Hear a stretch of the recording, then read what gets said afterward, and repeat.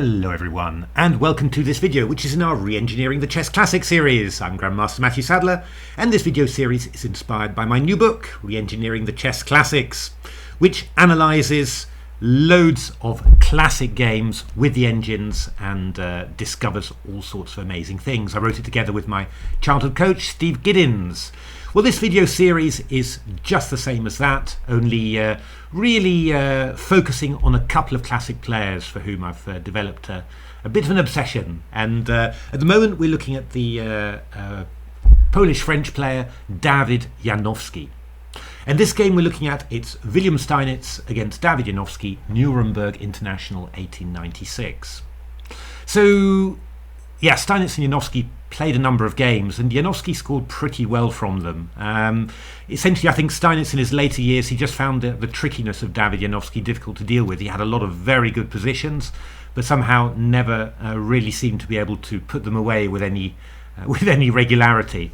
And well, this game is pretty much according to that scenario. We're going to have a look at the opening, which is very interesting. We're probably going to leave the middle bit for what it is, because that's one of those periods in a classic game that's maybe not too convincing. And then the end is quite exciting as well. So let's have a little look at this game. So d4, d5, c4, e6, knight c3, knight f6, knight f3, bishop e7. The Queen's Gambit declined. And then Steinitz played the interesting move Queen c2. And yeah, I mean, I know this move because Tony Miles, the great English player, was a big exponent of it. He played there are 25 games of his in the database with this. The idea is, well, you know, you're just sort of waiting around a little bit, really, just waiting to see where to commit the bishop on to f4 or to g5. It's hard to say, you know, what the exact purpose of it is, but as always with Tony, it just sets the opponent practical problems. He's got to think a bit, and you're not 100% sure what Tony's actually going to do, how Tony's actually going to follow up his development. So Black played castles in this position. The engines actually just want Black to play c5 straight away, which they consider to be a pretty smooth equalizer. The nice point is takes. We take on here, takes, and then we just go castles, and then take on d5 just at the moment we want to do it. For example, bishop g5, h6, bishop h4, knight d5 was one engine equalizer. But castles was played by Janowski, very reasonable, and now Steinitz really played aggressively, but I mean very consistently. He played the move e2 to e4. Tony tended to play bishop g5 in this position. I think he might have played bishop f4 once, but bishop g5 indeed was his main idea. But e4 was played by Steinitz, and it's very, very reasonable. I mean, you know, you've got the opportunity to fight for the centre, get rid of Black's d5 pawn, take it. The only problem is that yeah, White's spending quite a lot of time in development just to be able to achieve this, and well, the d4 pawn becomes a little bit vulnerable. The White king isn't castled, exposed to checks on this diagonal. And well, the queen on e4 is also exposed to attack. Somehow it doesn't quite work, but yeah, definitely a very reasonable idea to try. So after takes, the engines just want to actually just want to take on e4. Queen takes c4 and then play c5. That's the engine favourite. And after d takes c5, they play f5. And well, you're just aiming for you know, a lot of quick development here. For example, Queen d4, Bishop f6. This was a number of dragon against stockfish games. Black gets the pawn back and has a little bit of an initiative here. I mean, okay, double pawns there, but yeah, White's still undeveloped. Yeah, Black's pieces are going to come you know, quite quickly. Maybe Bishop d7 to c6 to e4. It's a nice little edge for Black, but nothing too serious.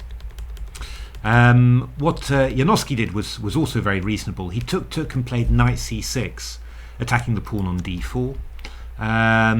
Yeah, Steinitz covered it with bishop e3. I've seen in sort of Title Tuesdays bishop d3 being played, but it's not, you know, it's not so amazing. I mean, even knight takes d4 is not so amazing for White. I mean, you get the pawn on h7.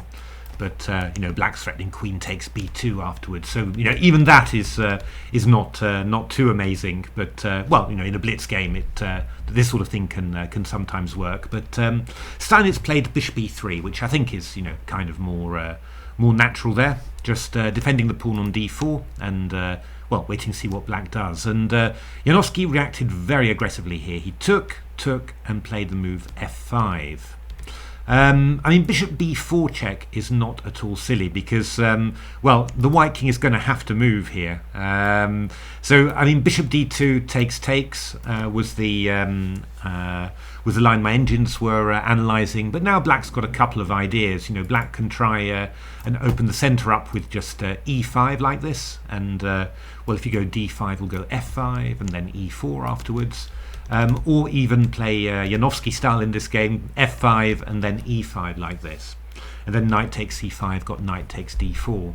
You know, in all cases, you know, black's the one pressing here. You know, white's probably fine in this position, but still, you know, black does seem to be pressing. So yeah, this idea for white is not particularly great. But Janowski played super aggressively. He played f5, and then he played the move f4.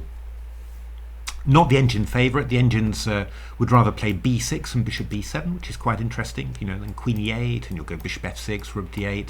Get a lot of pressure on here. Bishop on b7, cutting across the white position. Actually, very, very interesting, this line, I think.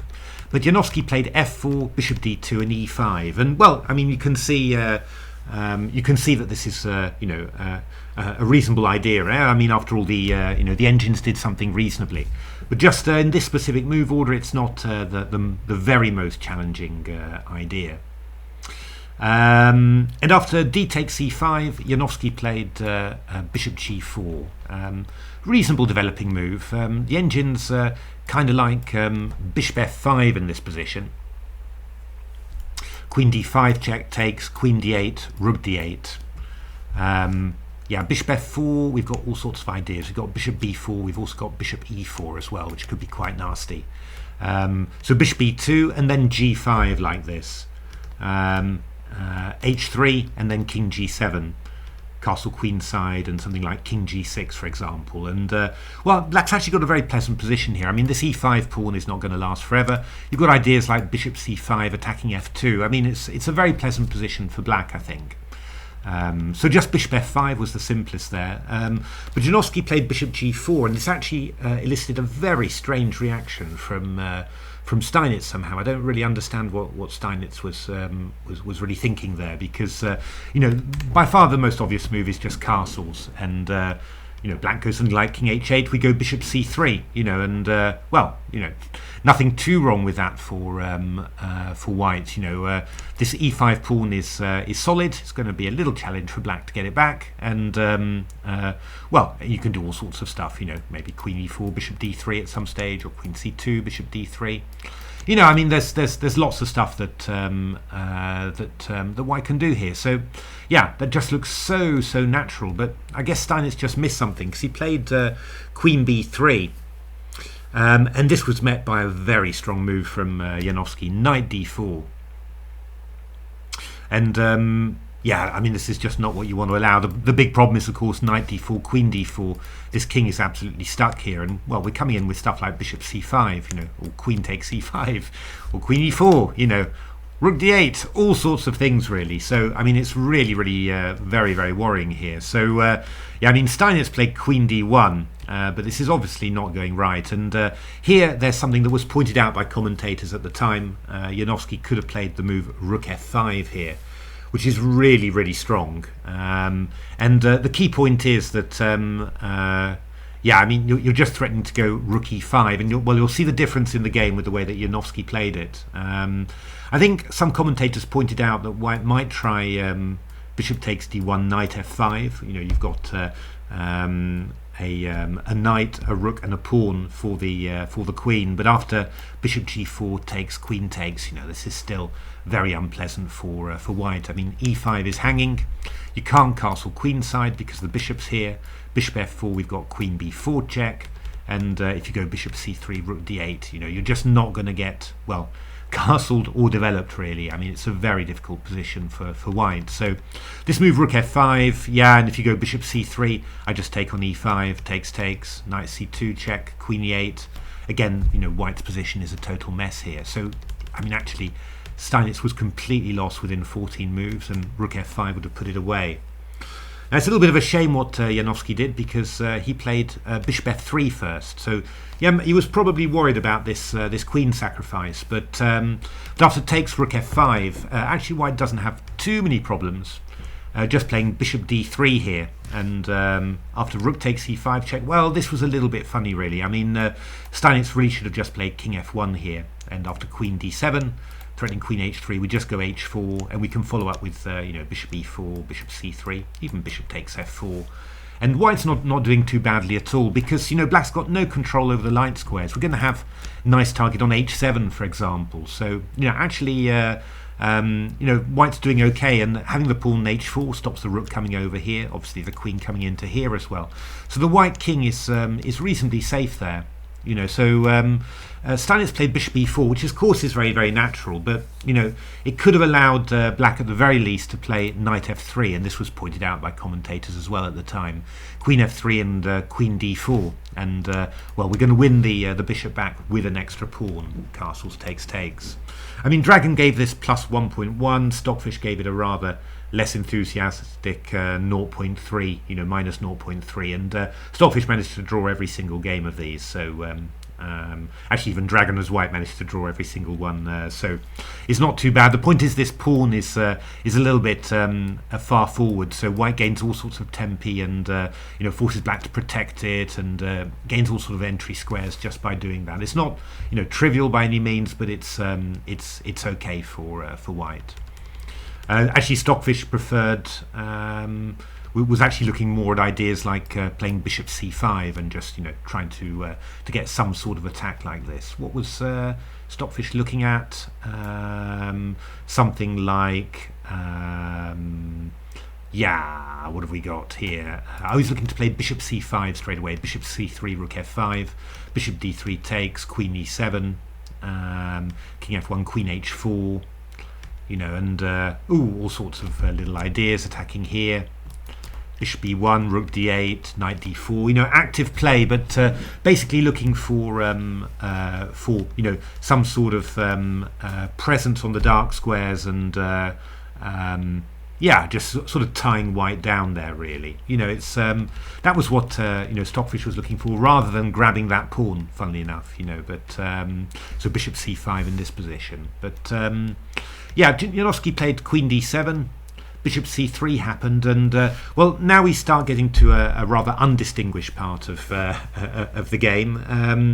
Yeah, I mean, I've maybe mentioned it a few times, but the thing that you find about these classic players is that the maximum strength of these classic players is absolutely awe-inspiring. So many of their games, you don't really understand how on earth is it possible that they played at such a level. I mean, the level of understanding, the things they could have learned or picked up. They could never have picked up all this stuff, and yet somehow they're playing like modern elite players. But what you also see is that I think their grasp on all this stuff, it was all self-learned. It was all what they'd reasoned out for themselves, all their skills, and so their grasp on all that was a lot more fragile. So it was really possible for them as well to lose track, to lose the sense of what they were doing, to lose the thread of the game, and then they were capable of playing very modestly indeed. And well, this next phase of the game, both Steinitz, but in particular Janowski, really play in a very poor manner in actual fact. And Janowski, it's hard to understand really what he was thinking. So played c5, which is already a little bit dodgy. I mean, you're just giving a bishop a wonderful point, a square on d5, and just blocking the d file really. So queen d3. Now, yeah, the engines start looking at stuff like bishop h4, just to attack the f2 pawn and try and stop white from castling queenside. But yeah, Janowski's just played rook d8, and now played this move queen a4, and yeah, this is a really strange one somehow. You know, b7 is hanging now, h7 is hanging now, and well, you know, king b1. Yeah, it's hard to say what that queen is really achieving there. I mean, I guess that Janowski's idea was simply, well, I'm just going to sacrifice some pawns, let white take that b7 pawn, and then I'll have the open b file to attack. But yeah, there's no sense in which, you know, black has got near enough the control over the position in order to be able to launch any meaningful attack. And so he played rook e7 here. Yeah, bishop e4 from Steinitz is very strange. I mean, you know, bishop d5 check, right? Oops, sorry.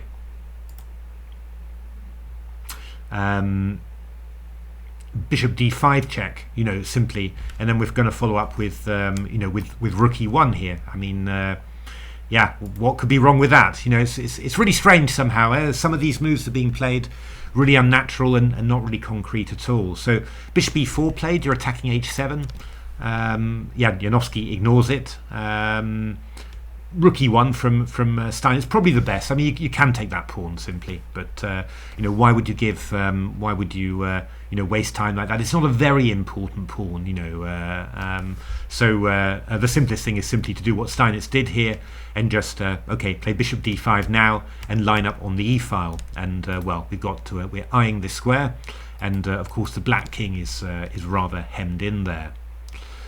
So rook db6. So finally, Janowski's managed to get the rooks onto the b file, but yeah, it's all been rather hesitant and all of that. And well, there was a very strong move in this position. Very simply, queen d1. So just yeah, you know, offer the exchange of queens, and you know, obviously black can't do anything like queen a3 or whatever because we got rook e8 check. So yeah, you probably need to go queen d7, and then afterwards we can decide what to do. But there's not very many threats there. Actually, the engines want to play this, which is quite intriguing. Just get the king out of the way there, and then we're going to start, you know, thinking of coming in and breaking up stuff. So queen d1 would have been really strong. Bishop f7 was recommended by some of the commentators at the time, and this is also very nice. We're just going to play rook e8 check.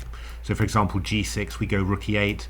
We just take off a pair of rooks, which really, you know, gets rid of this pressure, and then we just go bishop d5, and we're a pawn up, 2 bishops, you know, looking good.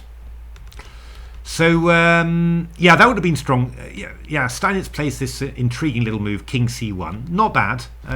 You know, he's just getting out of any possible rook takes b2 check, rook takes b2 check kind of idea. Little bit weird to leave the a2 pawn hanging like that, but not bad at all. And actually, the engines have a special idea for him. However, the next moves are really weird from Janowski. I guess he just couldn't think of anything to do, so he just decided to play the move a6. There we are. Who can tell?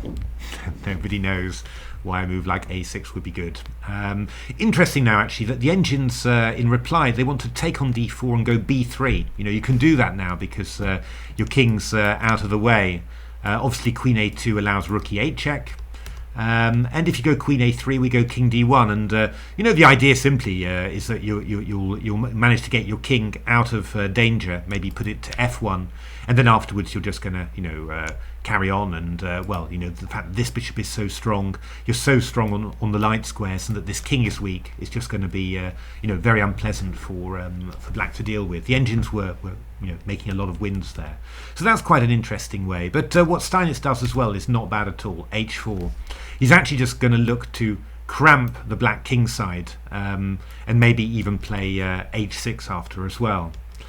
Yeah, and Janowski plays a5. You know, obviously not much clue about what he has to do here. So h5 played by Steinitz, and that's a pretty decent move.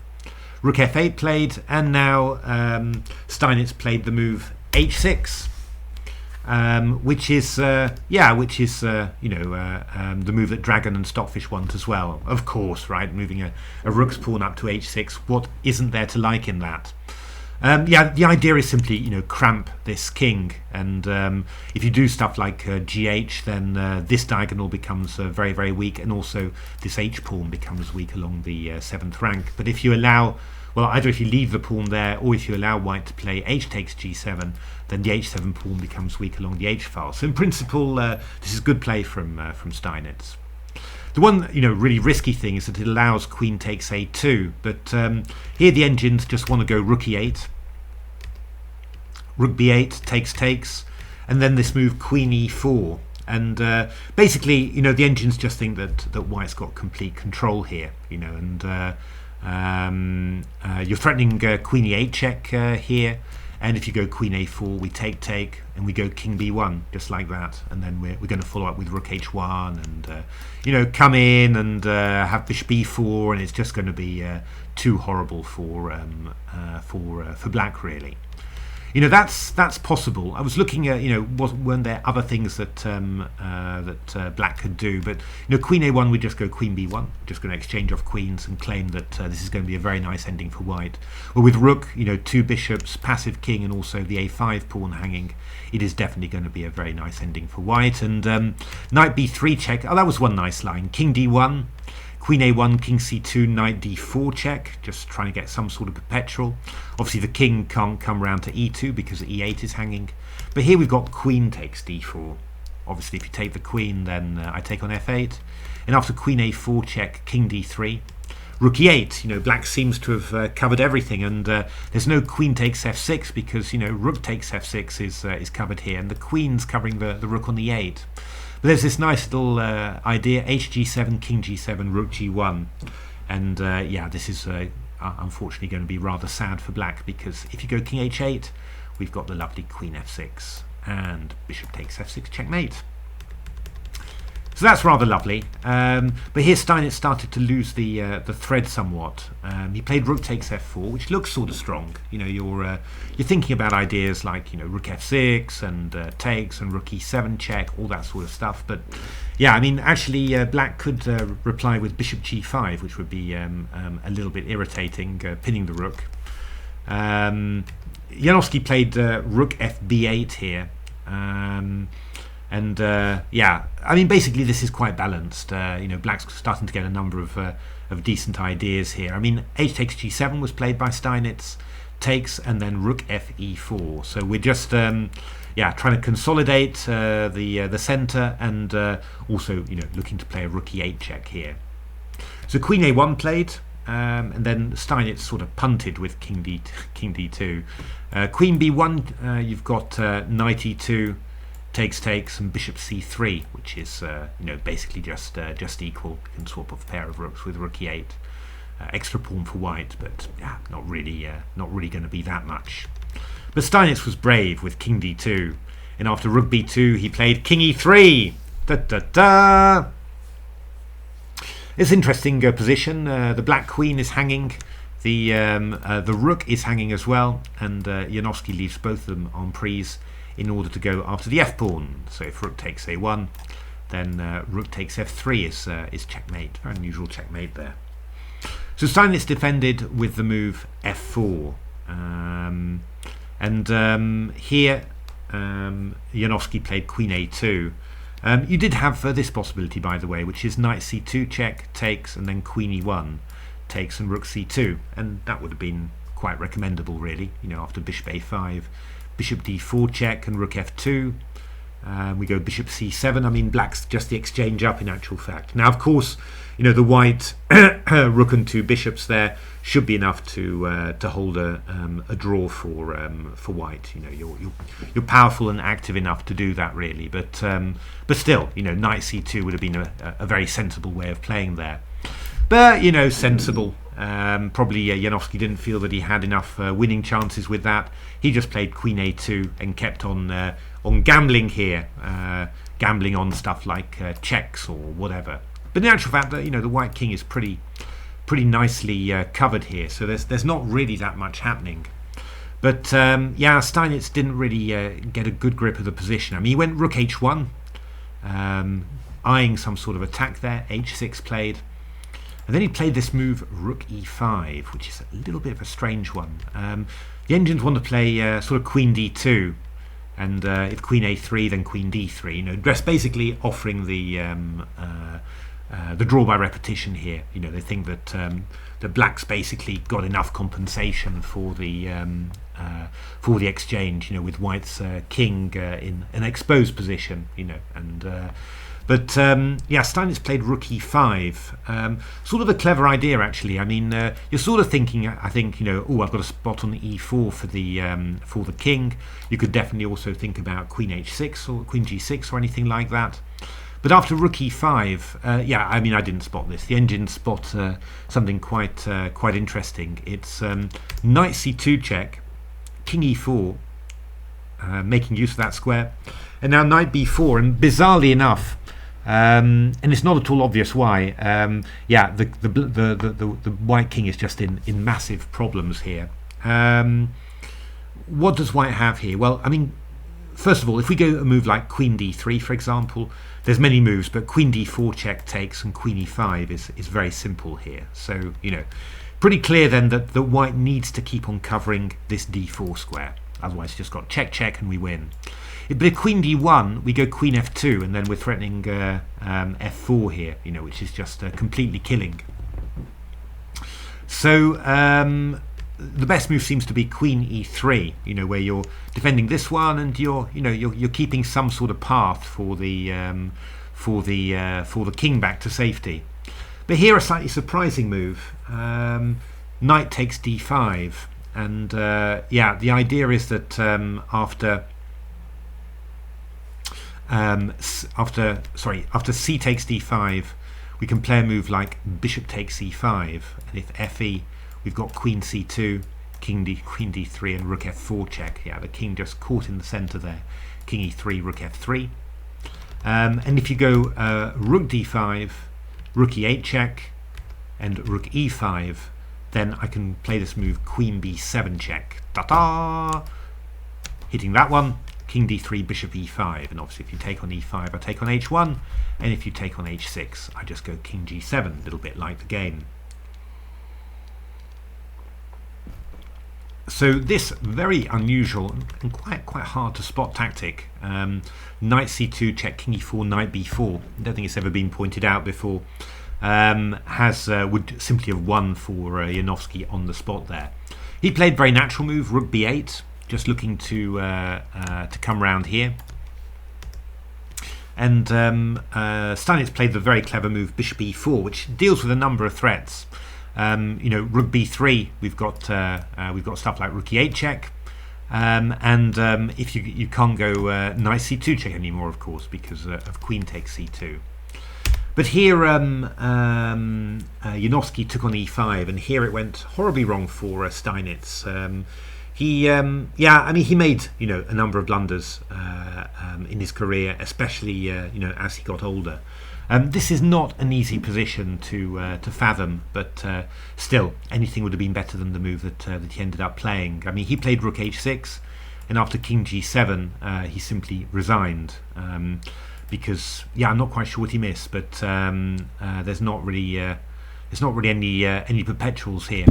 I mean, just I don't know, rook g6, we go king f8, and it's not even easy to get at the black king either by moving the queen anywhere. So very strange that he missed that. The best move was to go f takes e5, and the big point is that rook b3 allows check and check here. And if you go king f8, I just keep on checking. I can go check, check, check, check, check. And if ever you go to g8, then I just go bishop d5 check and check, check, check, check, check, check, check. And you just can't escape anywhere, because even though it's pinned, the queen is stopping the king from escaping to g6. So it's just a perpetual check there. So was very, very close there, just to holding the draw. But somehow, tragic blunder there. Rook takes h6. And after king g7, Steinitz had to resign. But I think it's probably, it's an artifact of this relentless, trickiness from Janowski. Just got too much for the no longer younger Steinitz to cope with somehow. So there we are, a bit of a topsy-turvy, up and down game. But some interesting tactics, in the late middle game, and also quite an interesting opening. Steinitz, trying an interesting line, something that looks very, very reasonable indeed, but just somehow doesn't quite work against these Queen's Gambit structures, as we've now found out thanks to games like this. And some good aggressive play from Janowski, but somehow it got him a winning position in 14 moves. But instead of this strong rook f5, he sort of played bishop f3 and then seemed to lose the thread of the game completely. Just recovering at the end when Steinitz blundered. So there we are. Hope you enjoyed that game. If you liked the video, why not give a like, subscribe to the channel, take a look at my new book, Re-Engineering the Chess Classics. And otherwise, thanks very much for being part of this channel, and hope to see you at the next video. Thanks for watching.